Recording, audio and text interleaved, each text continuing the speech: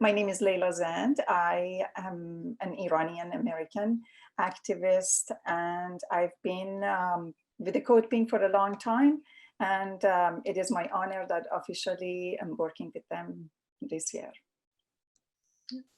So I'm Sussan Tahmasebi. I'm an Iranian women's rights activist.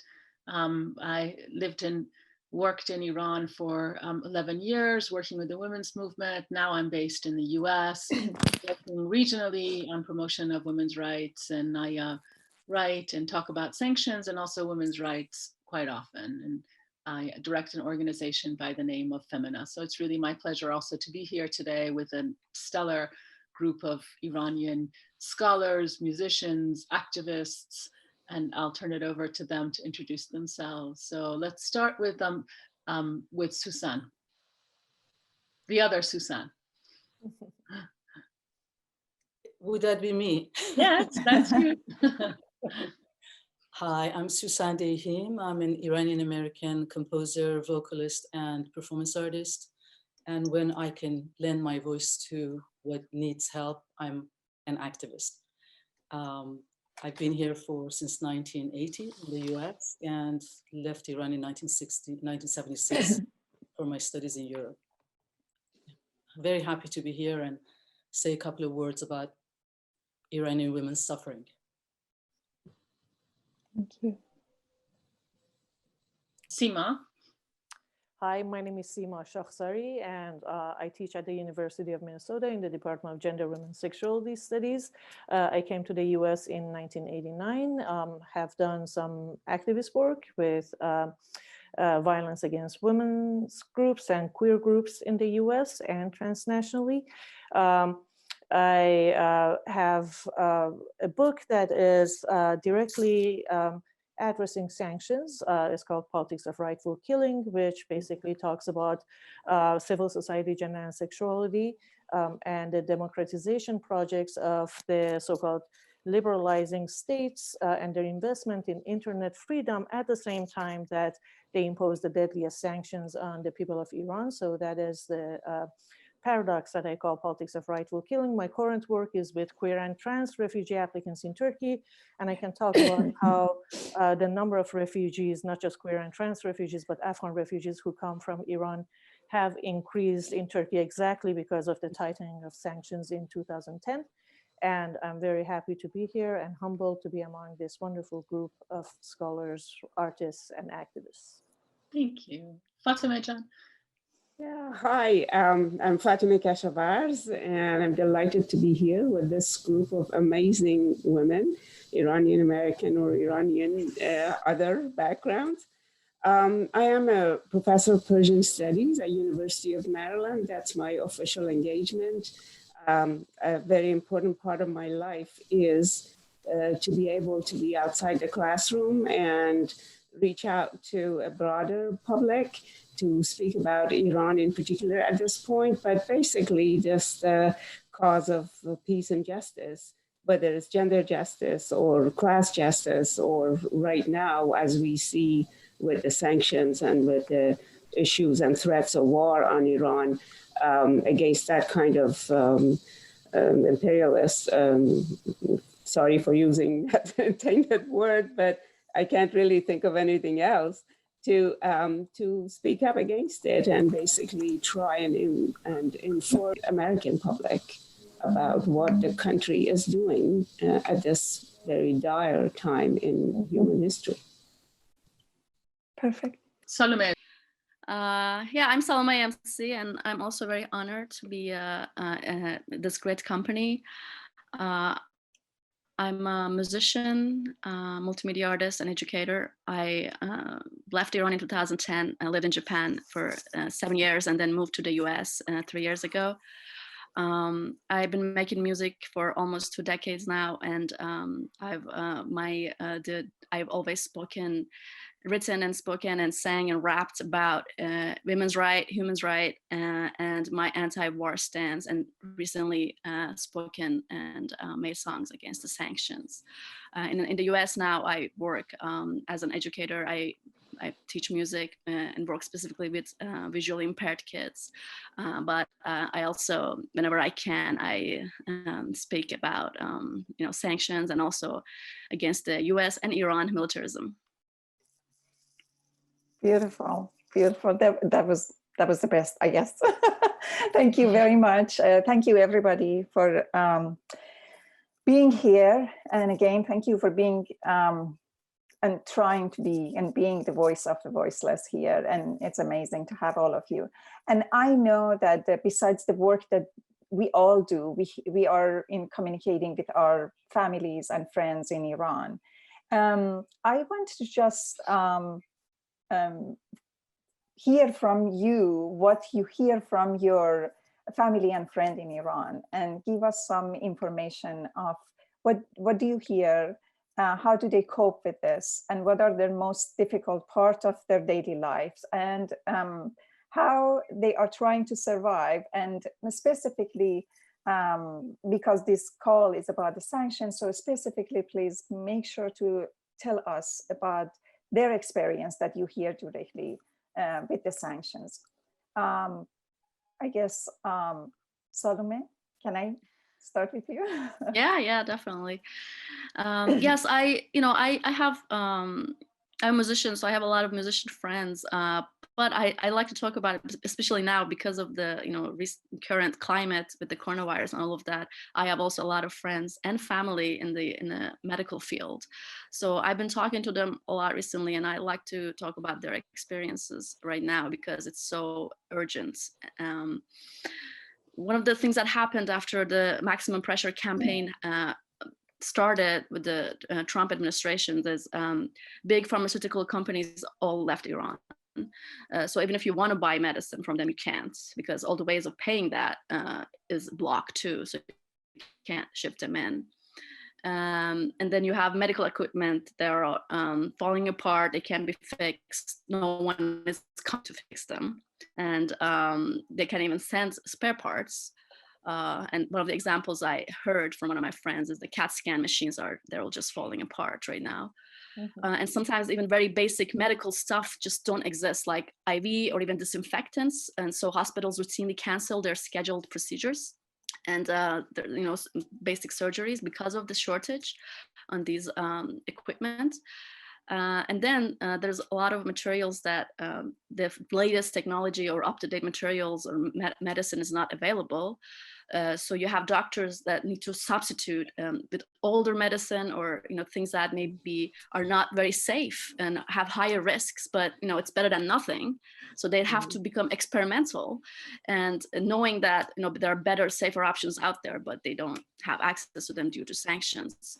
And just recently, I was talking to a friend who's an oncologist. She mentioned that she recently lost 3 patients because they didn't have access to the antifungal medicine called amphotericin, which is not something that is super hard to get to, but because of sanctions, it's just completely became non-existent in Iran. Thank you. Thank you. Sima John, I know you also have some experience in the same level of the medications. Yes, like pretty much all of you, I also have loved ones in Iran, and I'm constantly worried about them. In particular, I have 2 nieces who are doctors in Iran in 2 different provinces, and I hear, they're working day and night pretty much during the Corona crisis. But much like what Salome said, I actually recently did an interview with both of them for MERIP, the Middle East Report and Research Institute. And some of the issues that they're facing precedes Corona, of course. This is something that we have been dealing with in Iran, which is lack of access to medicine and equipment, in particular, cancer medication. I lost my sister in 2015 to cancer, actually, my niece's mother, my sister, who basically had to go with her children to buy chemo meds from Nasser Khosrow Street and other parts and carry it in ice boxes to the hospitals for it to be administered. she also, during, when US sent a virus, Stuxnet, and people think this is conspiracy theory, but I actually witnessed this happening. Her radiotherapy was disrupted exactly because of the virus that broke down all the machines that worked with nuclear energy. So she was sent to Imam Khomeini Hospital, which had a radiotherapy machine that was not computerized and did not have basically an accurate gauge. And that basically meant that they burnt her lung in hospital in Iran. And she had to have multiple surgeries to recover from that. So the crisis with medicine precedes coronavirus, but it has been exacerbated exactly because of this. I was talking to my nieces just yesterday, and they were saying that there are 4 medications, even though there is no treatment for corona, but they give antiviral medicine. And there are 4 treatments that they're supposed to give in a cocktail for advanced corona patients, and 2 of those are non-existent in Iran. And out of the 2 that exist in Iran, one of them is extremely hard to find. And one of them is actually an antiviral medication that they give to HIV patients.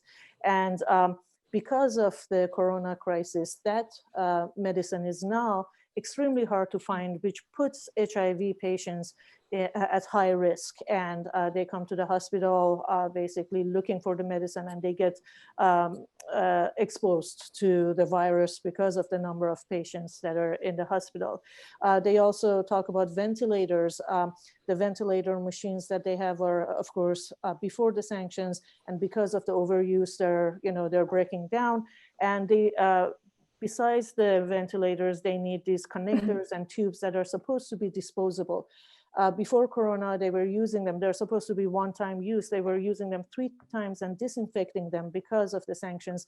And now, obviously, with the Corona pandemic, they can't do that. The quality of the equipment they get are very low because they basically have to circumvent the sanctions, and they come from, basically some cheaply made products that come from China in particular. And medicine too, the side effects of chemomedicine that are available in hospitals are low quality, and the side effects are extremely high, nausea and so on and so forth. And only those who can afford it can really go and buy it in black market, if you can find it in the black market, that is. So we really have a medical catastrophe in Iran, and I'm not going to take too much time of other people, but there are so many stories that I hear from my nieces and nephews. Many of you know that sending basically money is difficult. You need to send it to organizations that have OFAC clearance. And some of those organizations, because of Trump's restrictions, were not able to renew their OFAC license. So I had to basically send money to my niece's hospital to buy PPEs, personal protection equipment, fundraising among people, just ordinary people, to send it to the hospital directly through kind of alternative channels. So there is really the WHO, for example, people assume that because of the World Health Organization shipment, now there is medicine or there are kits. That is not the case. Like I said, neither of my nieces' hospitals have received any of this. And that means that because there are so many people, 83 million people, and so many people are infected, that the shipment from WHO is not going to really make a difference. The answer to it is to lift the sanctions and to remedy all the damage that sanctions over the decades have caused in Iran. Thank you very much. Before we go to the next person, I just want to mention that the CODEPINK has with the collaboration of Moms Against Poverty, is an organization that with a license that they can conduct and also send some COVID-19 relief material to Iran, and they can do this because of the sanction. It's very difficult to all organization or any organization to do that. So Moms Against Poverty, they are doing that. At CODEPINK is in collaboration with them. We will provide you all with further information but also you can visit our website at codepink.org/Iran. Fatemeh John, Dr. Kershavaz, are you, I'm sure you are in touch with your friends and families in Iran. Do you have any specific stories or in general that you want to share with us? Yes, absolutely. And for saying that, let me just in support of what Sima was saying, sometimes there is this notion that certain items are exempt from sanction, and that's an absurd notion because the transactions are sanctioned. It doesn't really matter what you want to send or do. People are afraid of dealing with Iran. And to give you an example, and that doesn't have anything to do with COVID-19, but it's very important, a couple of our students whose parents from Iran were paying their tuition fees have been in serious trouble just getting the money to the university because the money has to come from Iran. And banks and all kinds of financial institutions are terrified of dealing with Iran. Many of you might have heard that organizations like Iranian Studies, or you have enough, it's enough to have the word Iran in your name, you basically are going to be treated like someone who's going to cause serious problem. And now going back to the issue of COVID, I actually have an ex-student who was here, did an MA with us back in Iran with her husband. Both are suffering. And fortunately, they both seem to be past the danger, but I was speaking with them, and one of the points they made was exactly what were made by Salome and Sima, that medical equipments break down and that's it. You cannot get them fixed because there isn't the spare parts and so forth. They were also saying something that I had not thought about, which was softwares are sanctioned. So you go into App Store, for example, and this is not just playing around, you're doing your work or you're doing, looking up some important piece of information. You go to App Store and it tells you that, sorry, you are in a country, you cannot use this. So that particular software is sanctioned for you. It's not just the hardware that of the equipment that you need to buy. And so one thing that I want to really get across, particularly to our family and friends among the Americans, is to know how much anger and a sense of humiliation this causes for Iranians, that they basically feel that in this dire situation, they're being punished. And as it was pointed out, when you want to get around the sanctions, you have to have the special means to do that. You have to bribe certain people, you have to see some other people. And so this accentuates class difference in an indescribable way, really, that certain people will become entitled more and more to that very minimal thing that's available, and the others will be deprived of it. So what I want to say is that I do see this year as another bad historical memory that is going to last for a long time. And just as Iranians remember the coup that overthrown Mossadegh, they're going to remember being sanctioned during a pandemic. And this not only causes a lot of problems for the two countries, but it gives an amazing opening to extremists to say, this is what we have been saying all along. You cannot deal with the US, you cannot negotiate with the US. So I think this is a far more critical historical moment. And of course, it has all kinds of health and issues for Iranians, but also very, very historical moment. Thank you. Thank you very much, Dr. Kershavaz. Miss Sussan Deyhim, it's wonderful to have you in this panel. And I'm sure you definitely are in touch with your family and friends, but also we know that sanctions specifically hit women mostly. Sanctions or war or any problems, and among them, particularly probably artists. If you are in touch with your friends and families who mostly are artists, and how do they suffer and how do they deal with this? If not, so please just share with us in general what you hear from Iran. Well, artists have been suffering in Iran for 40 years now. I mean, there's absolutely no respect, and especially women. They've been deprived from, existing even, so everybody has been working in underground circumstances. I don't even know how female vocalists have been able to even sing and keep it up with these techniques they have. So that criteria has been sabotaged, identity kind of situation for a long time. And of course, this recent the sanctions obviously cannot help the artists, because so many of these artists, interesting underground artists who found a voice in the last 5 to 10, I would say 7 years, and they were brought out of Iran with people who could afford the responsibility of getting them out, performing all over the US and Europe. And there was such a wonderful movement in terms of, they're bringing their messages, their lament, their talent, and introduce it to the international community. All of that has stopped. Nobody can bring any of these artists to the United States.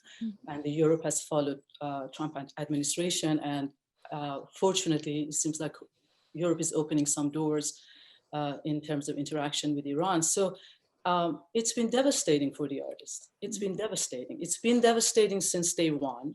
And it's been devastating because they found a voice, they came out, and we had all these wonderful artists. And for us, being in exile for 40 years, we were able to hear the work that has been done in Iran, and in visual arts, in cinema, in music. And now all of that has stopped since the sanctions. I think that the sanctions really should equal the violation of human rights in Iran, because the existential reality of people in Iran right now, because of these sanctions, has fallen in the category of violation of human rights. And adding the coronavirus epidemics, that is even like, it makes it like, is this the 10th world instead of the 3rd world or 4th world?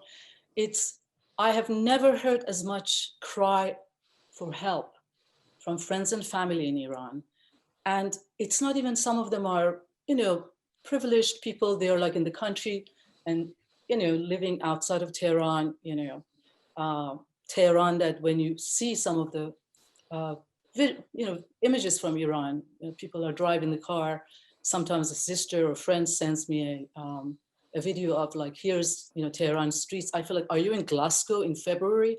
I mean, the level of pollution for a country that sells billions of dollars of oil prior to the sanctions, to treat their people with that kind of pollution, it's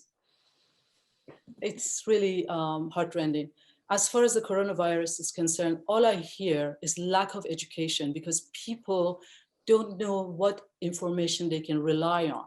So for the safety and security of their own, because there's no structure in a medical structure that can help Iran not to have catastrophic consequences from the coronavirus. So we're left with educating people as to how to protect themselves, at least the people who have access to internet and educated enough to follow these things. So a friend of mine, Bahar Azadi, who's a wonderful researcher and she lives in Paris, had forwarded 3 videos from Professor Yazdan Panah. Okay, they're very educational, they're very comprehensible. It's in Farsi, so if any of you can share it with friends, to share with friends, that people can get concrete information about what they can do and tell their friends. And I also know that Iranian people, because it's such a physical culture, we love hugging and kissing and hanging out. In these hard moments, people want to get together and share, compassion, and it's the absolute wrong time for all of this. So people should be informed. I know my own family, I have a very angelic sister who is outside of Tehran, and every time I speak to her, she's a very jolly, happy person. But every time I speak to her for the last few months, she's crying, not for herself, but for the community, the people. And they cook for 200, 300 people every week, put it outside on people.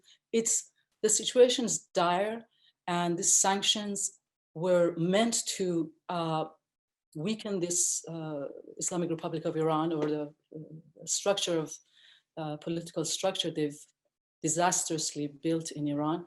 But it's not helping that situation, and it's definitely putting the existential reality of Iranian people at in a human rights violations state. Thank you very much. Before I go to Sussan Tahmasebi, I just want to say we probably have responses among ourselves to whatever we've heard from each other. And also there are some questions online that Sussan will later lead this and will ask the questions. Now, Sussan Jun, I want you to tell us what you hear, or what you have heard daily, probably, because I know you are in touch constantly with your family and friends. So what you hear, my question to you is in two parts. One, so of course, sanction is from the United States, and the rest of the world basically following the US, as people are suffering because of that, but also there are some shortages from the authority and Iranian government. So if you hear anything about them, but mainly I want you to talk with us and let us know what you hear about women, and how do they suffering, and the level of their suffering, and how do they cope with it, if there is any way that they are specifically doing it, please. Yeah, so just like everywhere else, the rest of the world, this crisis is impacting women a lot more than, or in different ways, and maybe more severely than, at least at a social and economic level, than it's impacting other people, and it's impacting men. First of all, women have to take care of their family members as they become sick. A lot of, the economy has been suffering for so long because of the sanctions, and this has impacted severely the poor, and especially poor women and other marginalized groups. So along with Azadeh Moaveni, we did an article about the impact of coronavirus on an already sanctioned Iran. And we focused a lot on what's happening, both the responses, the creative responses that Iranians are having, how they're banding together, coming together to sort of address this, but also how it's impacting women. And one of the activists that I talked to, one of my former colleagues, said something, she said, it wasn't strange to me that Iranians were dying at such high rates, because by the time coronavirus hit, Iranians were already depleted in every aspect of life, that they were already weak. It had been months and even years for many who hadn't been eating well. They had nutritional deficiencies, they had health problems. So they were already extremely weak. And we hear often that one of the ways to beat this virus is that you have to have a strong immune system. But if your immune system is already suffering because you're poor, and this is the result of the maximum pressure campaign, then it's really hard to fight this virus. And long before this, actually, people were being laid off because, they had looked forward to improved economic situation, and perhaps for a very short bit after the Iran deal, the economy started to improve, but then the reimposition of the sanctions impacted that economy. Some of the same things that are happening everywhere else really started happening much earlier in Iran. Businesses started closing out. And people I talk to, a lot of this is not, it's hard to document this in terms of, statistics, because the Iranian government doesn't have statistics on this. But a lot of businesses, they started to lay off women. They first laid off women. I have friends who work with businesses on, to sort of educate them on prevention of sexual harassment. All of those programs stopped. or predominant, not completely stopped, but they really slowed down. And then at some point, when these sanctions, at every sort of iteration of these sanctions as they kicked in, groups of women started getting laid off, other people started getting laid off. So Iranian society is already extremely weak, and so it impacts them a lot worse. And because women suffer discrimination, they're discriminated against the law, socially, they don't have access to the job market, they're already economically, hindered by the reality of life, then this pandemic is going to impact them a lot worse. And, we see that, we've seen that all along, and we see it everywhere else. And yeah, so, I mean, and I also, for this article, I also talked to people who were working with groups of women, predominantly women-headed household in some of the most deprived areas of Tehran. And, this is an area where you have, high rates of drug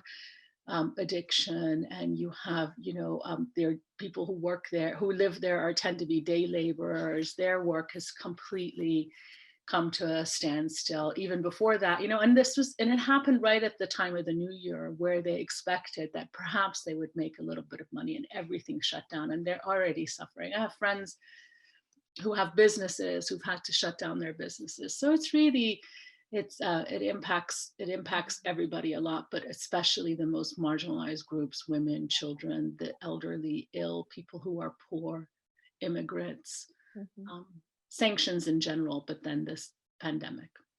Yeah, it is, and hurting people very badly. Before we enter to the next section, and thank you very much for sharing with us, I just want to mention again, there are some works that the CODEPINK already is doing, and please check our website at www.codepink.org/Iran. You can find lots of material how you can help. And this is, of course, is also open to all of us here to share and see what are other ideas that we know. What can we do? I'm asking the panelists if you have, some ideas that how can we help? How can we do anything that reduce a little bit of the level of suffering that people are going through? Again, if you are ready to donate, please donate to Moms Against Poverty. You can find more information on the website, on the CODEPINK website. Also, I really urge people to go to the website, and you can find some information about the writing a letter to Nancy Pelosi, and encourage her and ask her to join other senators, other Congress people, to actually with more pressure to lift the sanctions against Iran in these very dire conditions. So I guess I leave the open to Sussan June, if you want to please continue from here. Thank you very much, Leila. So I have some questions to ask each of you, very much related to your field or the interest that you've shown in the past. So Fatemeh Jan, we talked a lot, I think we touched a little bit about how sanctions have actually impacted Iranians long before this pandemic. But can you talk a little bit about how they've impacted Iranians socially and culturally? Yeah, I mean, I touched on this slightly earlier on to say that it has caused a great deal of a sense of anger, a sense of that, Iran is always isolated, kept outside the world, as if there is a world and we just don't belong there. And that causes a lot of, really, you talk to people who used to be happy and smiley and, enjoying life, and then you see a sense of disappointment, a sense that they're not able to see the light at the end of the tunnel. And that really is heartrending. And then the other thing is, one thing that I come up against as I talk to people is that, well, there is a lot of talk about corruption in Iran, and there is quite a bit of it happening, but the sanctions are actually, number one, support for corruption or creating an environment of corruption, because again, it give a privilege to certain individuals who can go out and do things and take it away from the rest of the society. So people feel doubly hurt by it. But I want to, in particular, touch on one incident which recently, sure you all know, that Mr. Pompeo apparently brought up the suggestion that Iran is now weak enough that we could take military action. And the fact that, I mean, this to me is a very clear crime against humanity. To say that the pandemic has weakened them enough, let's now go in for the kill. You know, that's basically what it is. But what scares me is that it could be said. Mm-hmm. It could be said, and that says something about the level of dehumanization that has happened about Iranians. They're kind of expendable. They are, you know, they are people whose death doesn't count as death. I mean, Sima has written on that eloquently. You know, so that level of dehumanization, and it really terrifies me. And I think culturally, that's a disaster.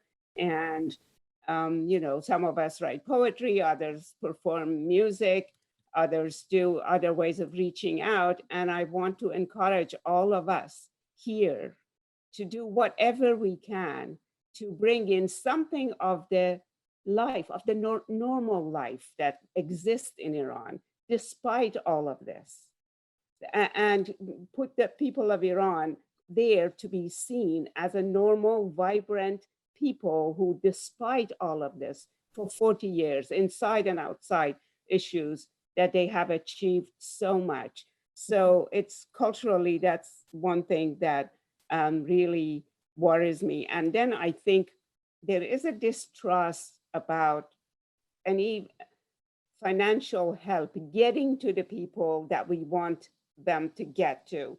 So anybody, I mean, I'm delighted to see that CODEPINK is doing this.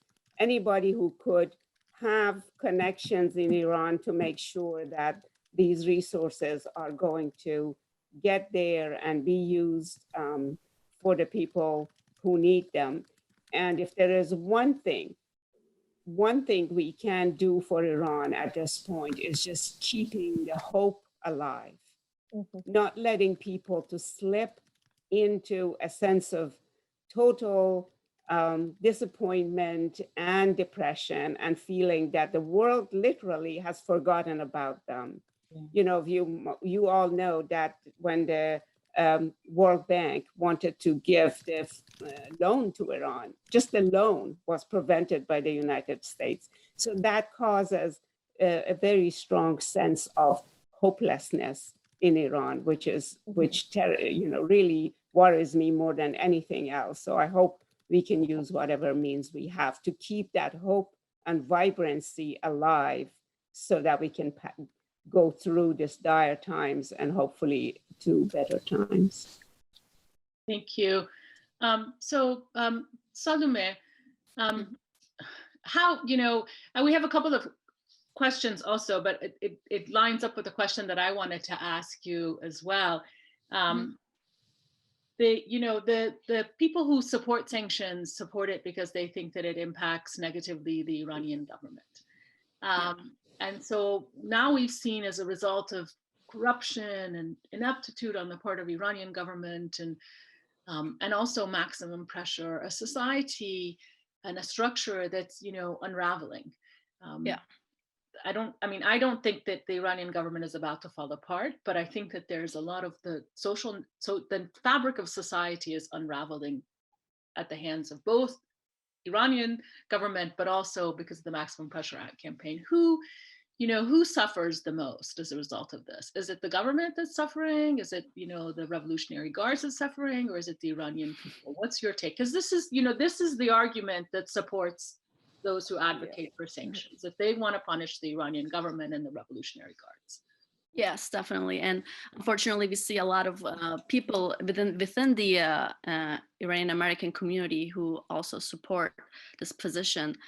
But ironically, the sanctions has turned the Revolutionary Guard Corps into a financial superpower. Anyone who reads and does some research on the topic will see that now they have always been, since the revolution, in every sector. They have a big portion of the agriculture, mining, transportation, construction, in any industry. They always had a part.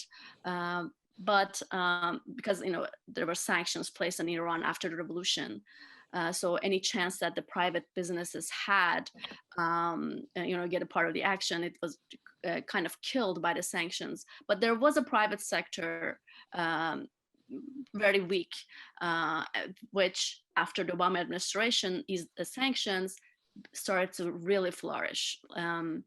There was, after a long time, there was some domestic competition even, and there was a bidding on different projects.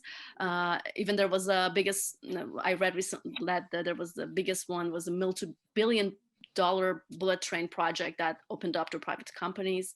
So, it was kind of, Iran was playing the world stage, and people, normal, regular people, entrepreneurs or civilians were finally getting into what the fortunes that our country had to offer. But after the Trump administration rolled back the sanctions and also put the toughest sanctions on that has ever been put on Iran, the private sector was just completely got decimated. The guards, the Revolutionary Guards, they're everywhere now. They control borders. They smuggle everything. And they are the only entity that can easily circumvent sanctions. They control a massive black market for everything, even the consumer products that everyday products that people need. And the whole trade sector became so centralized. It wasn't like that. It's crazy how it became recently, which is really ironic. Again, when you think about the American value of free trade, and that the fact that the average man having access to the opportunities that anyone has. But Trump administration robbed this little opening that the average Iranian people had from the Iranian citizens. It could be something that could have been something that really empowered people and could have led to real change in Iran. And that's what I believed when the sanctions were eased. I was getting really hopeful. I want to get a real life example from one of my friends. I went to art school, undergrad, aesthetic design. So I have a lot of friends who are into designing clothes and accessories and jewelry. So one of my friends from college, she started designing this. She had this small jewelry business, and after the Obama administration eased sanctions, her business boomed. She started actually doing international,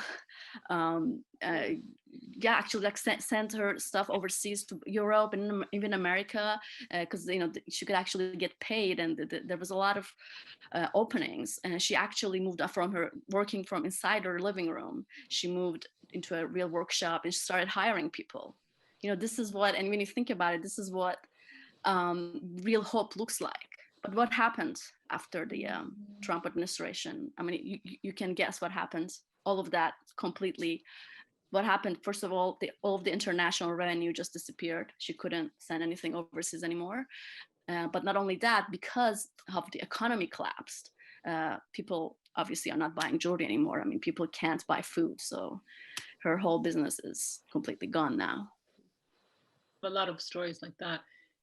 Sima, so a lot of people who support sanctions now are arguing. Now, I mean, we've seen the last couple of weeks that a lot of people have spoken up asking the US government to sort of, suspend its sanctions just so that Iran can deal with this pandemic, which is, Iran was an epicenter really in the region. And they cite the impact they can have in the region, especially in the war-torn countries, because if they don't have the health structure, and I think Iran is also suffering greatly in terms of health structure. So we've seen these calls from the UN, from world leaders. We've seen numerous op-ed articles in the New York Times, the Washington Post, asking for this. And there's a lot of collective action happening. But those who support sanctions continue to say that even during this time, that there should be no sanctions relief, that if there is sanctions relief, it's going to benefit the Iranian government, it's going to benefit those, those bad actors, as they call them in the Iranian government.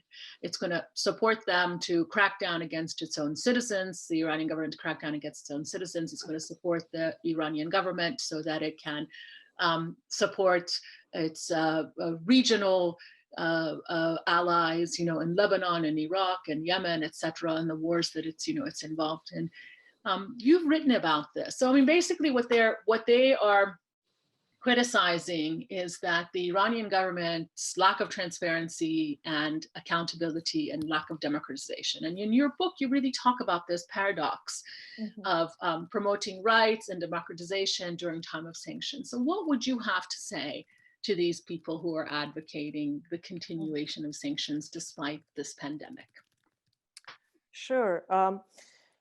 Like you said, Sussan, of course, the sanctions, and everybody else on this panel said, the sanctions have been affecting the most vulnerable among the Iranian population, and also women, and I would add refugees and queer and trans people, and I'll talk about that. Basically, people who are in the margins of the society in a time when there's competition for resources. People have to do more than one job. Of course, those who are laid off are refugees who are discriminated against, are queer and trans folks, refugees, Afghan refugees, women, and so on and so forth. But this question of if we impose sanctions, then the Iranian, there will be a regime change and so on and so forth. My response to that is that we have to look at the past 40-something years of the Iranian history. Fatemeh mentioned this, and you did as well, that there have been many gains in the realm of civil society in Iran, in particular after 1989, after the end of the Iran-Iraq war. So we know that during war, and I consider sanctions to be a form of war, of course, that caused slow death, the discourses of national security heighten. And that is exactly the time that there is no possibility of dissent or protest. We saw how the protests for the hike in the gas price just recently in November, or the water protests, were repressed violently by the state. And that was exactly under the rhetoric of collusion and collaboration with foreign powers, right? So I think it is exactly in the name of national security in times like this that sanctions are not actually helping social movements, but they're helping the state. They give a form of excuse to the Iranian state to quash and repress these protests more violently, because these are seen as times of national security. So we see this with, and you know that more than anybody else, Sussan, with Iranian women's movements, right? Iranian, and Fatemeh also knows about it, everyone pretty much on this panel knows that Iranian women and Iranian women's movement are not really voiceless. They have been fighting. They have been really, really active and very vibrant in a sense. But then it is exactly because of sanctions, it is exactly because of wars that these movements are pushed back decades, right? All the gains of the Iranian women's rights movements, labor movement, students' movements are pushed back exactly because the sanctions create a situation where the priority becomes fighting the enemy, right? So it is under this rhetoric that actually, and I have written this, like you said in my book, that there are many women who are doing this kind of work. Of course, the only voices that are heard are people like Masih Ali-Neshad, right? Yes. Those are the ones who are assumed to be the voice of Iranian women. But Iranian women in Iran have been doing really good work. But then the way that their movements are undermined are exactly through this notion of, well, we need to put sanctions. No, the sanctions are not helping the Iranian people. They're actually making the situation so that rather than working on all the causes that these different social movements have, all the focus is on surviving day to day, right? We were just talking about lack of access to food, lack of access to medicine, or being laid off from one's job. So these are the moments that the sanctions are actually not being productive. And we saw the example of this in Iraq. 500,000 children alone died as a direct result of sanctions. And that was exactly the time that Saddam Hussein, rather than basically, you know, any kind of social movements, and my colleague Zainab Saleh writes about this, the repression got tenfold. And that is what we are seeing. These are the times that actually any kind of dissent becomes impossible. And like I said, we saw that with the protests around the gas prices. So the legitimate protests of Iranian people become repressed because they're seen as instigations by the foreign governments and so on and so forth.